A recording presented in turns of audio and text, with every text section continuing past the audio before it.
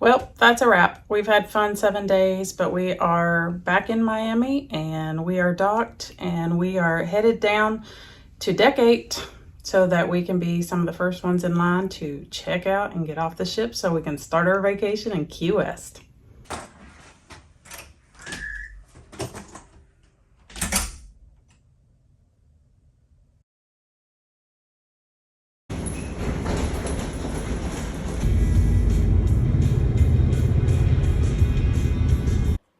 On our way down to Key West, we stopped at this little restaurant on the side called Habanos, and we got some Cuban sandwiches and some Cuban bread, and looked over at the water while we were eating, and it was awesome. And now we're just continuing on, and we have reached Key West. So, our trip to Key West started out with a little bit of a surprise. We showed up at our Airbnb only to find out the owner had her dates wrong and someone was already staying there. So, plan B, we found Southernmost Beach Resort. It turned out awesome. We loved staying at this place. It was right on the water, not much of a beach view, or not much of a beach, but it was awesome. And I do have a full room tour that I'll link below if you want to check this out if you're thinking about staying there. Once we settled in, we kind of spent the day exploring. Key West is such a mix of color and character. It is so pretty, and you will literally see roosters and chickens everywhere around town just strutting their stuff. Then we had lunch at this cute little Cuban restaurant. Good food, lots of flavor, and an amazing key lime pie, which, the best is definitely in the Keys.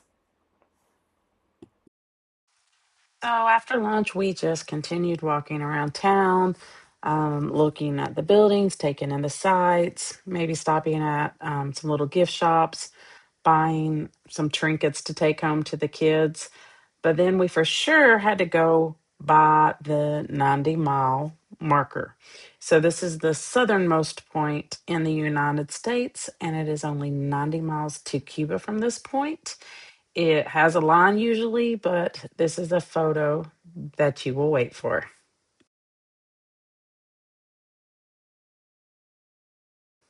This is outside of the Ernest Hemingway house. We didn't go in, but he lived there in the 30s and wrote some of his novels while he lived there in Key West. And this is the famous mile marker zero, the lowest part in the United States.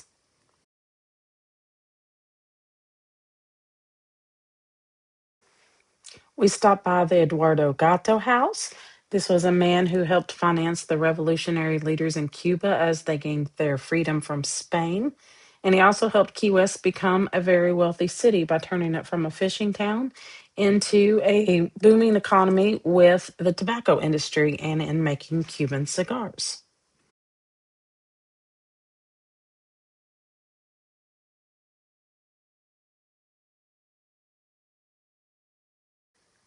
We wandered through this small park and we're looking at all the bronze busts. And it turns out that this is a historic memorial sculpture garden that is just a collection of busts honoring some of the most influential residents of Key West over the years.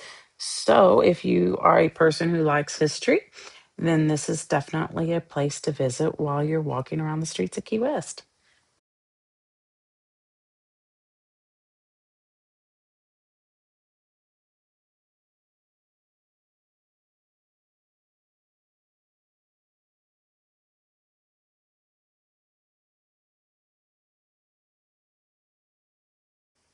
And then we walked to the part of Key West where the cruise ships come in when they have port days and looked around this nice shopping center. Definitely more modern. We found yet another Cuban restaurant with some Cuban coffee, and I got myself some more Cuban bread. Love that stuff. Then we just kind of walked around and looked. That back there in the background is called Tank Island. We just took a little selfie in front of it. Went shopping in this cute little Cuban gift shop, bought some stuff, checked out some more chickens, of course, they're everywhere. Even though our trip started out a little bit chaotic with the Airbnb mix up, it still turned out to be an amazing day. We loved exploring the city. Thanks for watching and check out my Southernmost Beach Resort room tour linked below.